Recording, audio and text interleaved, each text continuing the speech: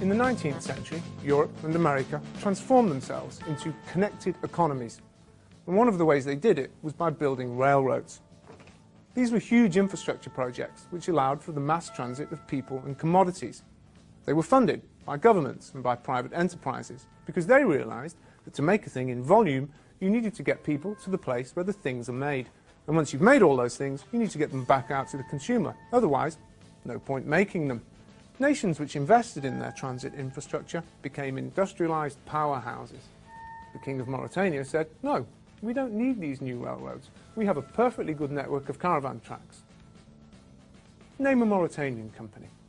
But the commodity which defined the late part of the 20th century, and which is already defining the 21st, is information. This is the digital era. And just like people and commodities, to move efficiently, information needs a transit network. One of the 2007 election promises of the Rudd government was to build such a network. It was a nation-building promise, of nation-building ambitions, and so they gave it an appropriate nation-building sounding name, the National Broadband Network.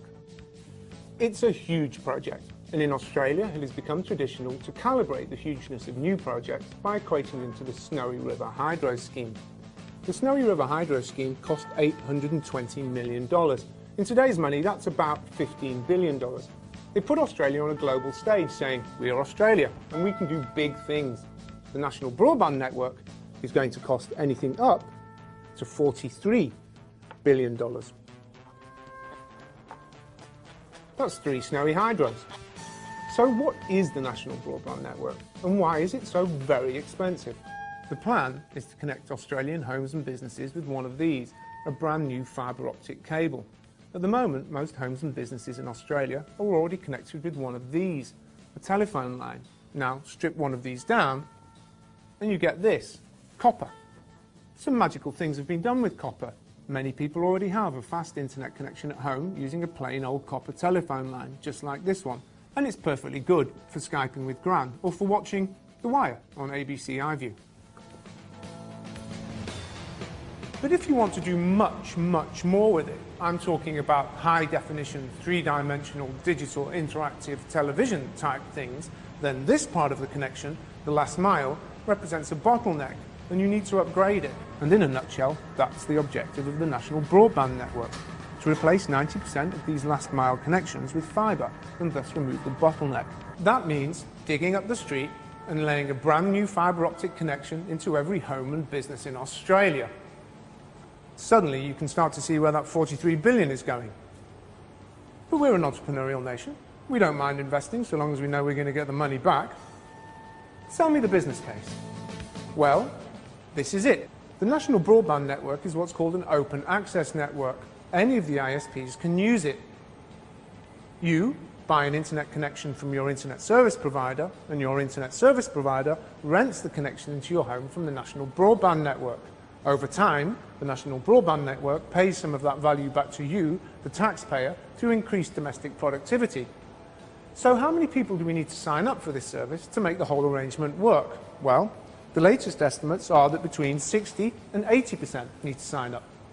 That's 60 to 80% of everyone in Australia. Quite ambitious, really, especially when you consider the amount of competition. And potentially the largest competitor are these fellows. You see, Telstra already own that copper connection into your home, and they use it to retail you services. They also let other internet service providers use it, and they call that wholesale. Now, what the government doesn't want is for Telstra and the National Broadband Network to get into a fight over you, the consumer. Use the copper, says Telstra. No, follow the fibre, says the National Broadband Network. So the government have come up with a cunning scheme. They want to separate Telstra into 2 separate companies. One for retail and one for wholesale.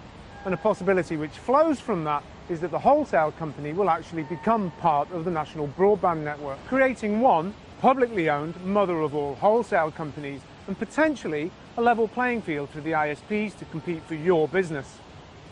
Of course, one way to make this whole thing a lot less risky is to spend less money. Could we make the National Broadband Network and still have change from $43 billion? Well, lots of people believe that we can. And one of the ways that we would do it is by using wireless.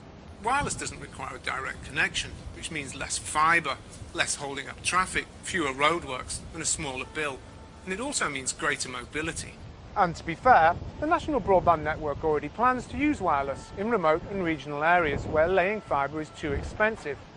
But what about wireless in dense metropolitan areas like this? Well, wireless has its limitations. There are questions about its speed, and there are also questions about the cost of upgrading the equipment. Whilst wireless might be cheaper now, in the long run it could turn out to be even more expensive than fibre. So, as you can see, there are a swag of big questions here. Political, financial, philosophical even. Will a national programme to upgrade our communications infrastructure and prepare us for the 21st century benefit Australia? Few people dispute that. But how best to do it so that it is fit for purpose? And how, in doing so, do we make sure we don't saddle our future generations with a mountain of debt? Join us here at Business 21C as we follow the debate.